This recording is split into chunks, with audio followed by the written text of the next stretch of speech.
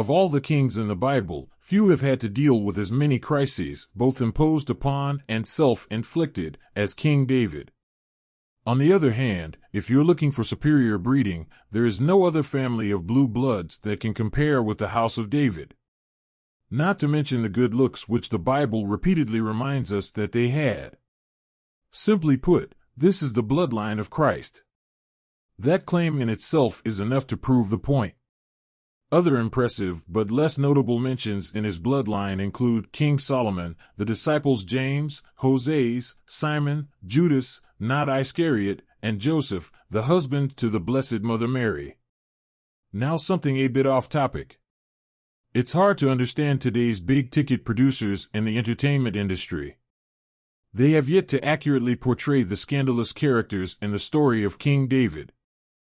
Yet the entertainment value is so obvious to readers of the Bible.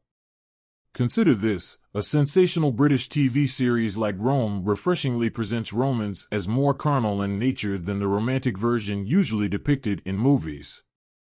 This created new interest in the exhausted subject of Rome and its empire. The same burst in interest can be expected of King David's life if it is accurately dramatized according to the Bible's account. Lately, movies like Noah and Exodus Gods and Kings tend to overdramatize the Bible's account of events, often leaving Christians angry. With the story of King David, though, it's extremely heroic and shameful stuff. So there is no need to dramatize the gospel here to entertain. It's already interesting. The drama we see today from royal families around the world is petty in contrast to the extreme deeds of the royals who lived with David in his palace. So a young David had to man up fast. After he plucked the head of the giant Goliath, he had to avoid having the same done to him in middle of a musical jam session by the jealous King Saul. He then had to come to terms with the surprising downfall of his best friend, Prince Jonathan. Once he overcame those trials of his youth, David then had to deal with a son who raped his daughter, another son murdering his rapist son, and then a coup from his killer son, followed by the humiliation of exile and the rebellious son raping his lady during the attempted coup. As I said, scandalous stuff. In the midst of all this, he had to fight so many wars with Israel's enemies. David's hero streak, though, ends with his behavior with King Solomon's mother. He liked her, but she was married. To get around this, he then deliberately sent her husband to the front line in battle. The poor man, unsurprisingly, was killed in battle. David then took his wife for himself, resulting in the birth of King Solomon. This uncharacteristic abuse of power by King David would invoke a lifelong curse for his descendants to the end of humanity. The sword shall never leave the house of David was the curse that God put on his family after his trickery with King Solomon's mother. What sometimes goes unnoticed is that even Jesus Christ, who was a descendant of King David, died by the sword. It's amazing to think the gospel can be spread with such scandal that isn't unfaithful to the truth.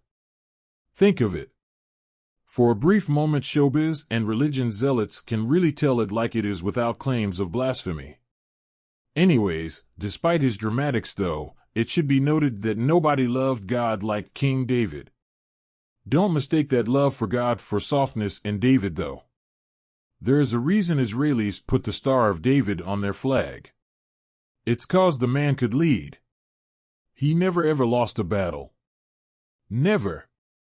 And you best believe he was busy. It wasn't just a handful of squabbles here and there. Wow. Undefeated in battle. Now that is a blueprint for generals. With King David, it's not so easy to pick what was his greatest legacy. The book of Psalms shows his love for God. Then there's his rejuvenating of the nation of Israel, which was reeling from the disappointing final years of King Saul's rule. Upon reflection, the Pax Romana of Israel in the Bible may have been during David's reign.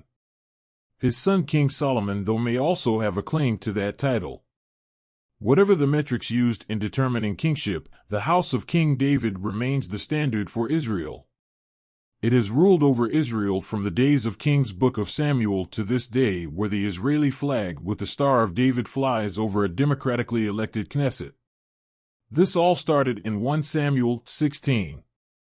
Keep in mind the pharaohs, Caesars, caliphs, and sultans have long lost relevance. No other ruler comes even close to having such a legacy as David. King David never died as ruler of Israel. In his final days, he gave the throne to his son Solomon and even subjected himself to his son's rule. He got to see his son become king. Something rarely done by monarchs. The greater legacy, though, is that King David achieved all this and did right by God and man.